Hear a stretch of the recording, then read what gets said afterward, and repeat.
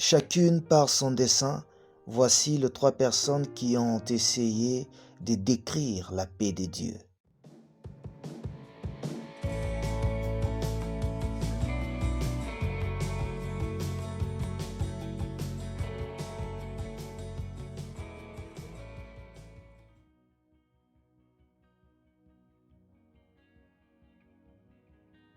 Pour décrire la paix de Dieu, la première personne a dessiné une route étroite et bien plate, bordée d'arbres et de fleurs, sans embûches et sans obstacles. Et pour cette personne, lorsque tu te retrouves sur cette route seule, tu vis la paix de Dieu.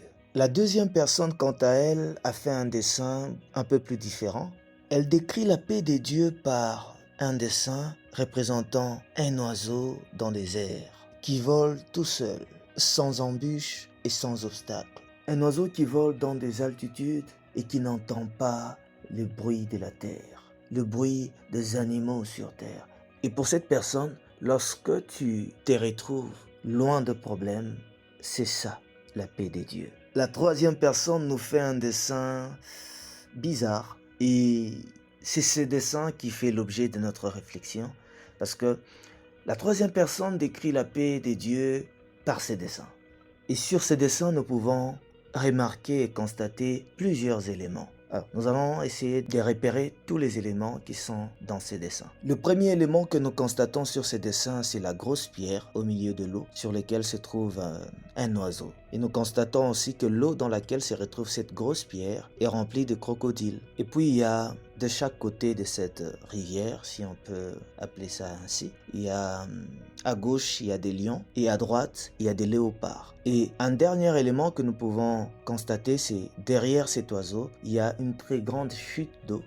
Une très grande chute d'eau. Et ce qui est très intéressant dans ces dessins, c'est l'attitude de l'oiseau. Puisque, essayons d'analyser la situation, cet oiseau est entouré de beaucoup de bruit. Parce que déjà derrière, il y a une très grande chute d'eau. Nous savons combien une chute d'eau fait du bruit. Et de part et d'autre, nous avons des lions en train de rugir, des léopards. Et ça fait aussi beaucoup de bruit. Et comme si cela ne suffisait pas, l'eau dans laquelle se retrouve cette grosse pierre est remplie de crocodiles.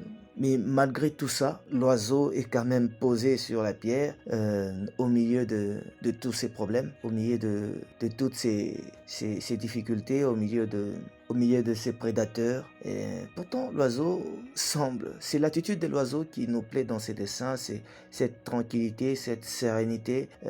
Généralement, les oiseaux, ce sont des animaux qui ne supportent pas le bruit, qui préfèrent être dans un endroit ou un espace beaucoup plus calme.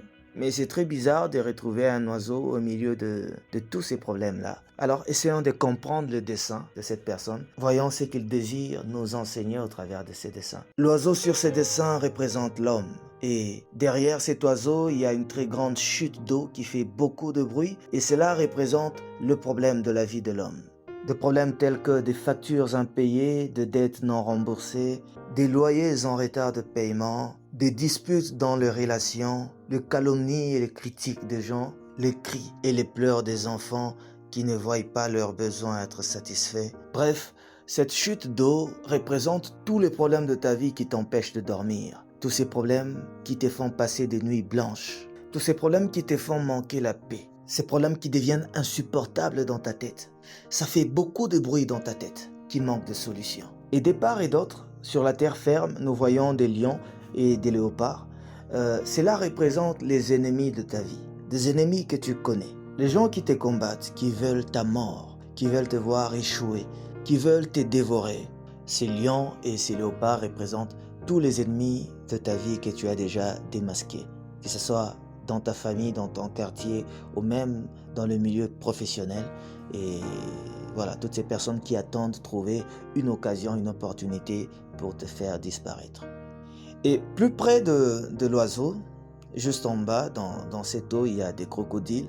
Ça, ce sont les ennemis de ta vie que tu n'as pas encore démasqués parce que vous êtes tellement si proches, tu penses être ensemble avec ces personnes, tu penses que ces personnes sont d'accord avec toi, mais ce sont beaucoup plus des traîtres et des hypocrites. Ce sont ces personnes qui te veulent du mal, alors que toi tu penses du bien pour elles. peut-être même bien dans la même maison, ou dans le même bureau, ou même dans la même église, donc des gens très proches de toi, qui te connaissent très bien et que tu connais très bien, mais qui représentent une menace pour toi. Au-delà de tout ce que nous venons de décrire comme problème dans ces dessins, ce qui nous intéresse, c'est l'attitude de l'oiseau, l'attitude de cet homme au milieu de problèmes de la vie, de problèmes qui sont censés l'empêcher de dormir, des problèmes qui sont censés le condamner à passer des nuits blanches en train de réfléchir, des problèmes qui sont censés l'amener gauche-droite pour aller chercher des solutions. Mais non, cet oiseau reste là, tranquille, comme si cet oiseau n'avait pas de problème. Et même les prédateurs qui sont à gauche et à droite ne lui font pas peur. Les rugissements des lions ne lui font pas peur. Les grimaces et les menaces de crocodiles à côté de lui ne lui font pas peur. On pourrait même croire que cet oiseau est inconscient. Mais bien au contraire, cet oiseau a déjà repéré chaque menace à côté de lui. Pourtant, il a choisi de vivre en paix. Pourquoi? C'est à cause du dernier élément dans ses dessins. Cet oiseau reste ferme parce qu'il sait que ses pattes ne sont pas établies sur la terre là où il y a des lions, sur la terre où il y a des léopards, que ses pattes ne sont pas établies dans l'eau où il y a les crocodiles. Cet oiseau reste ferme parce qu'il sait que ses pattes ne sont pas établies dans la chute où il y a beaucoup de bruit, mais cet oiseau reste calme, serein parce qu'il sait et il est conscient que ses pattes sont établies sur le roc. Et comme vous pouvez le constater, c'est ces rocs qui lui donnent cette paix, cette tranquillité et cette stabilité.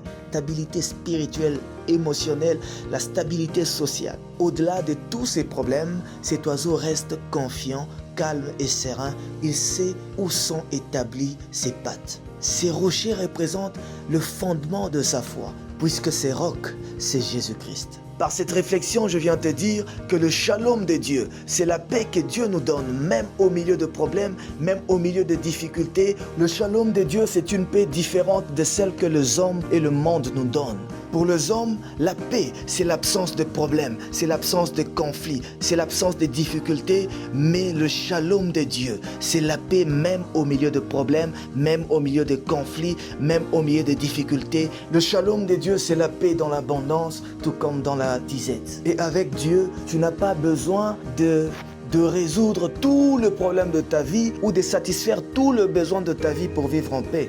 Avec le shalom de Dieu, il est possible.